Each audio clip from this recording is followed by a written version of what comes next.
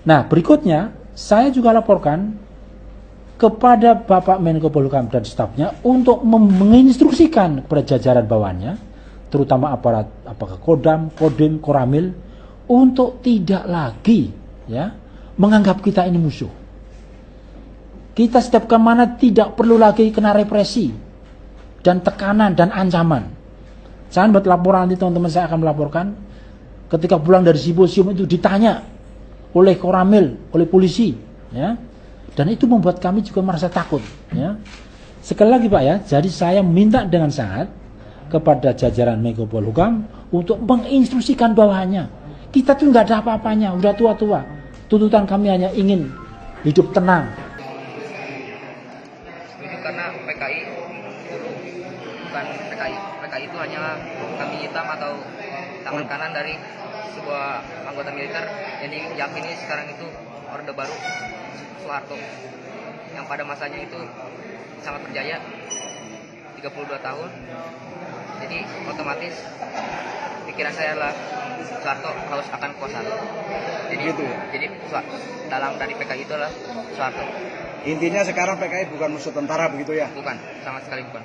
Saya memang ditanyakan apakah setuju kalau itu PKI ada di Indonesia. Setuju aja, kenapa tidak? Dan itu harus tetap ada. Bahkan soal laku tidaknya dijual di depan rakyat itu tergantung rakyat yang menilai. Apakah konsep dan program komunis di Indonesia ini masih laku atau tidak gitu kan? Anda akan melakukan itu apa tidak kira-kira? Saya menghargai kalau itu ada, tapi kok saya untuk membuat partai, wah sekarang apa kan ada peraturan kalau ada bikin partai duitnya banyak ya, dari mana ini kalau bikin partai gitu ya, artinya belumlah ke arah sana, paling tidak saya tetap mengusul tahap MPRS saja dicabut supaya misalnya ada pembubaran satu partai politik itu kan harus didasari dengan undang-undang, bukan seperti waktu tahun 65 main hantam aja, main bubarin, dan yang membubarkan itu biasanya kan angkutannya sendiri, orang tua atau mungkin karena paman dan sebagainya. Perkiraan Anda ini ya? Saya pernah hitung-hitung ya, bukan hanya perkiraan tapi hampir tepat lah gitu ya. Itu kalau baru anaknya ya, anaknya aja ya, dari jumlah orang tuanya, dan saya pernah meneliti betul itu 15 juta lebih. 15 juta belum lebih. Cucunya ya, kalau anak saya juga sudah punya 2 suara itu. Sudah punya 2. Berarti 20 jutaan ya, gitu.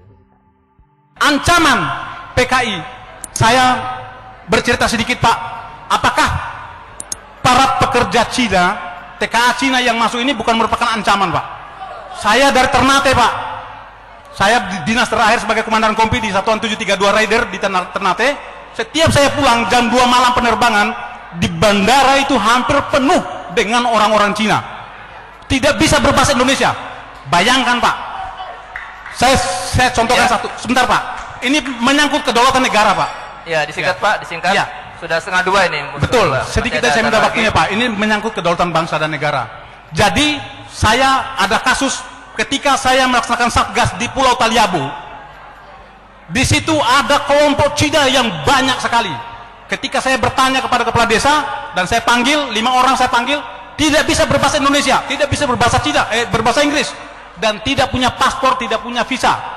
Dan saya tangkap.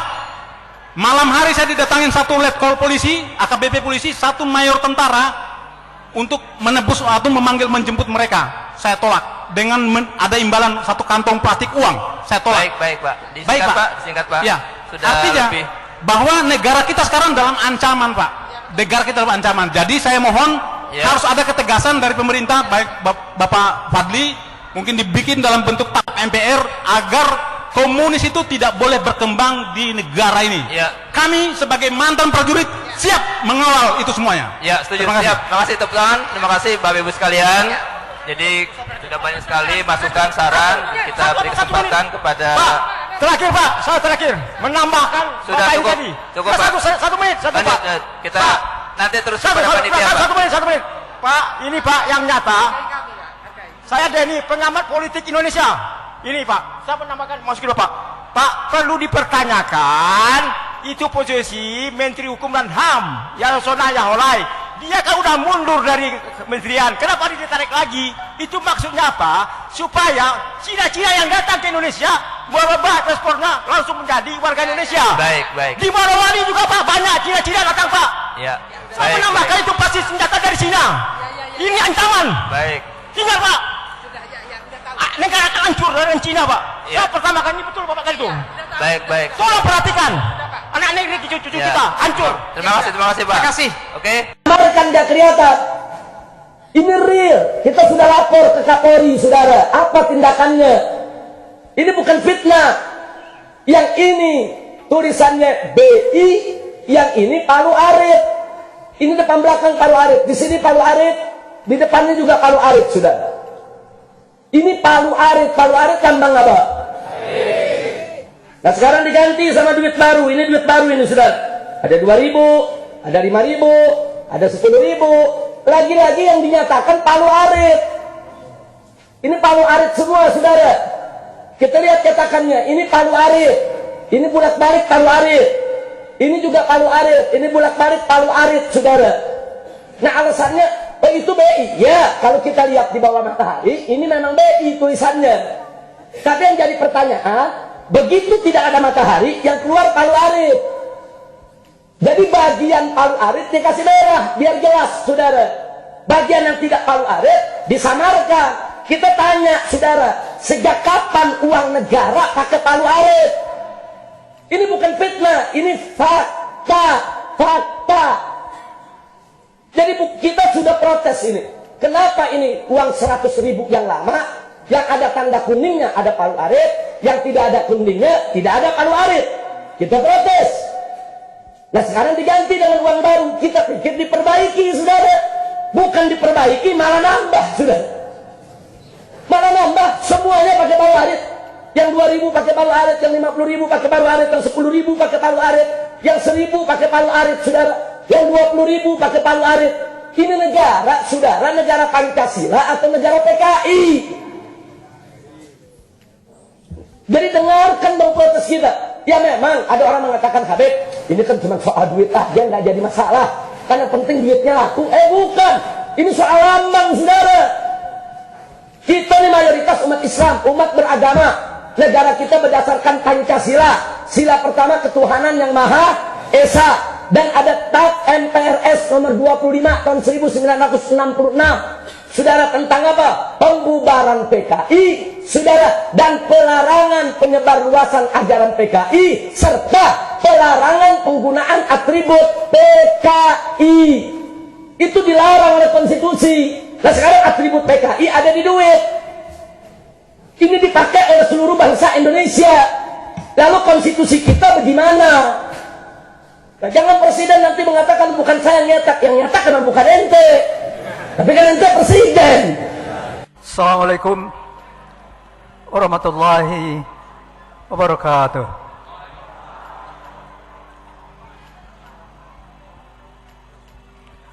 Meneropong komunisme dalam angka-angka.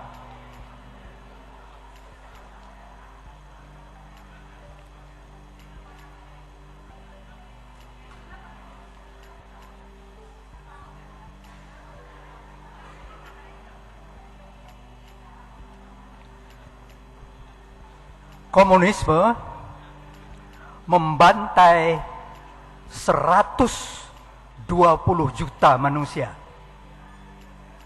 di 75 negara antara tahun 17 sampai tahun 91, rata-rata 1,6 juta setahun, 4.500 orang sehari selama 74 tahun di 75 negara. Angka-angka yang lain tidak usah diperhatikan dulu, tapi baik diingat, ideologi ini membantai 4.500 orang sehari selama 74 tahun di 75 negara. 4.500 orang sehari, lamanya 74 tahun di 75 negara. Kemudian dia kudeta di 75 negara selama 69 tahun, sepanjang abad 20. Kemudian berhasil mendirikan 28 negara komunis. 28 28 negara komunis. Siapa yang paling raksasa di dalam membantai manusia ini? Uni Soviet, 61 juta orang. Penduduk Pulau Jawa habis 61 juta orang. Dan Stalin sebagai pribadi pimpinan bertanggung jawab terhadap 43 juta orang. Dan 43 juta orang itu bukan ditembaki, dibunuh begitu, tidak. Mereka bekerja di kamp paksa, perlu keluar setiap hari, tidak diberi makan yang cukup, kemudian mati. Dan yang mati itu berapa? 39 juta orang. Kalau dalam masalah membunuh, membantai, menyembelih, menembak, nah itu Kamboja. Namanya Khmer Rouge. Pimpinannya Pol Pot. 2 juta orang penduduknya sendiri itu, bangsanya sendiri, itu dibantai 28% dari penduduk yang 7 juta. Jadi penduduk Kamboja 7 juta orang, itu dibantai 2 juta orang. Dan yang membantai ini apa, negara tetangganya atau negara yang lain? Tidak, dia sendiri. Itu Kamboja. Pembantai yang ketiga, yang raksasa, RRC. 1 juta. 1 juta rakyatnya dibunuh sendiri. 1 juta. Partai Komunis Khmer Rouge Kamboja itu yang dibantai itu 2 juta orang dalam 44 bulan. Artinya itu 1 orang 1 menit selama 3,5 tahun. Kita renungkan sebentar, kita pejamkan mata kita. 3,5 tahun di negeri kita, manusia dibunuh 1 orang setiap 1 menit. Lihat arloji, setiap 1 menit 1 orang. Menit kedua 1 orang lagi, menit ketiga 1 orang. Dan itu selama 3,5 tahun. 2 juta orang. Orang komunis Kamboja membunuh bangsanya sendiri. Itu 2 juta orang dalam 44 bulan. Lupakan 44 bulan. Ingat, 1 orang 1 menit. 1 orang 1 menit. 1 orang 1 menit. Dari tahun 17 sampai tahun 91, 74 tahun lamanya, Partai Komunis itu membunuh 120 juta manusia. Dalam sejarah dunia, seluruh perang yang berlangsung, perang dunia, perang lokal, banyak perang, itu korbannya 38 juta.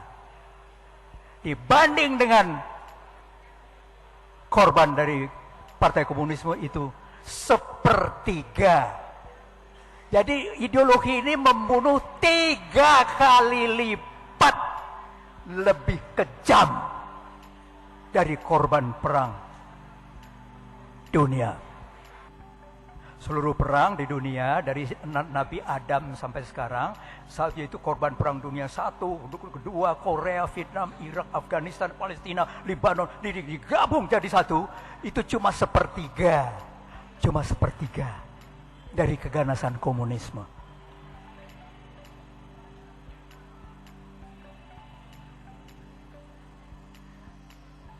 Bagaimana nasib dari rakyat di negara komunis yang 28 itu? Tentu saja mereka tidak tahan kan? Lari, mereka lari. Berapa yang lari mengungsi itu? 35 juta orang. Bisa Anda bayangkan? Dari hampir 30 negara, itu orang mengungsi 35 juta orang. 35 juta orang.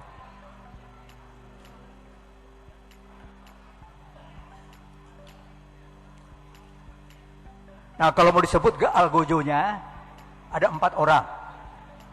Lenin, Stalin, Mao Zedong, dan Pol Pot. Angka-angkanya tidak usah saya bacakan. Silakan baca sendiri. Lenin, Stalin, Mao Zedong, dan Pol Pot. Adolf Hitler adalah pembunuh yang besar. Nah, dalam satu referensi saya menemukan, ternyata Joseph Stalin itu dikagumi habis-habisan oleh Hitler. Hitler membantai 25 juta orang, Stalin membantai 43 juta orang. Siapa yang menemukan ideologi ini? Siapa yang membuat buku mengenai ideologi ini? Pada abad 19, 2 orang anak muda, umurnya 30 tahun dan 28 tahun. Siapa itu? Yang satu namanya Karl Marx, yang satu namanya Friedrich Engels. Dan kemudian dalam bukunya dia sebutkan, tujuan ideologi kami adalah merebut kekuasaan dengan kekerasan. Ini tujuannya. Tapi ketika Partai Komunis itu mempropagandakan ideologinya, itu ditutup-tutupi. Merebut kekuasaan dengan kekerasan itu tidak disebut-sebut. Yang disebut adalah tujuan Partai Komunis keadilan sosial, sama rata sama rasa, kemakmuran untuk rakyat. Bohong semua itu. Seluruhnya itu bohong. Dan termasuk kita di Indonesia berpuluh-puluh tahun dibohongi oleh ideologi ini. Pada tahun 91, 24 negara sosialis komunis bubar berantakan.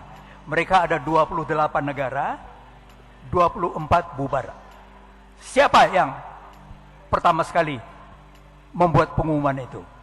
Perdana Menteri Boris Yeltsin. Pada tahun 91 bulan Desember dia bikin satu pengumuman. Pada hari ini Partai Komunis Rusia saya bubarkan. Seluruh dunia terkejut. Karena apa? Karena Boris Yeltsin ini dulu ketua Partai Komunis dan kemudian dia menjadi Perdana Menteri. Tapi kemudian pada bulan Desember tahun 91 dia bikin sebuah pengumuman. Pada hari ini Partai Komunis Rusia saya bubarkan. Dan sesudah itu negara-negara yang berikutnya bubar. 24 negara. Tapi RRC dan Vietnam tidak mau bubar. Tapi dia berkhianat terhadap ideologinya. Dia sudah kafir terhadap ideologinya. Dia ambil jalan kapitalisme. Masya Allah, dalam waktu 10 tahun mereka menjadi makmur, menjadi kaya raya. Dan kemudian Karena sudah kaya raya, kerjanya adalah yang mula-mula dilakukan, dia beri pinjaman kepada negara-negara kecil Afrika. Ada 4, 5, 6 negara tidak terbayar kembali, kemudian negara-negara itu dicaplok, diambil alih. 2 negara yang terdekat dari RRC itu diincer, yaitu Malaysia dan Indonesia.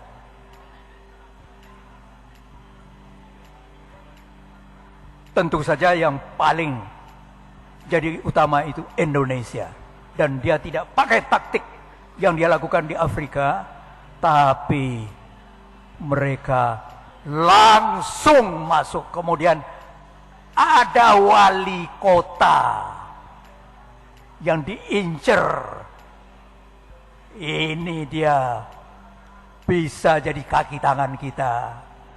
Diincer, kemudian pindah ke ibu kota, kemudian naik ke atas, dan kemudian Masya Allah, Masya Allah, Masya Allah, kita semua mengalami hal ini. Dan kemudian